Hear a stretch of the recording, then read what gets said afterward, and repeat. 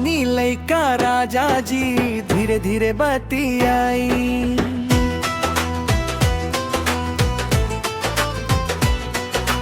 दिल के बात हमसे प्यार से समझाई।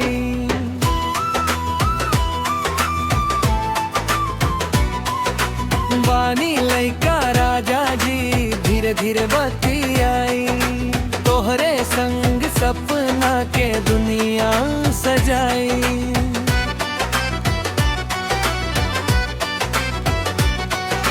पहला पहला भेंट भइल गे जार में, पहले तोहरा के फिर गे बार में।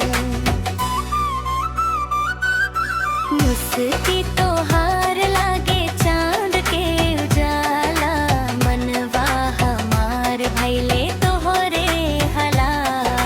नैनवा से नैनवा जब टकराई, दिलवा में मिनट मिनट दुनिया समाई।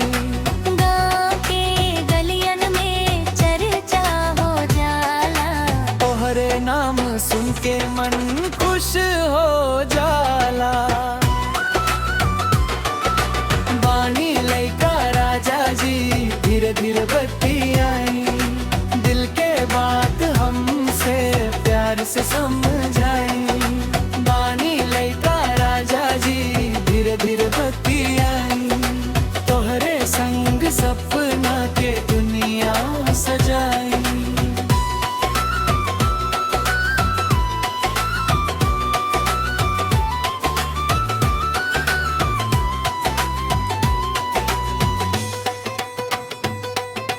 सावन के फुहार जैसन लागे प्यार, रौरा बिना सुना लागे संसार।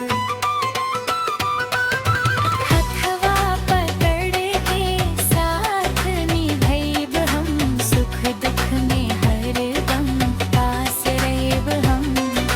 चांदनी रात में तारा गिनब साजन, तोहरे खातिर गीत नया लिख हम जन। रंग बिरंगा सपना सजाइए राजा, जीवन के हर खुशी संग मनाई साजा। बानी लइका राजा जी धीरे धीरे बतियाई।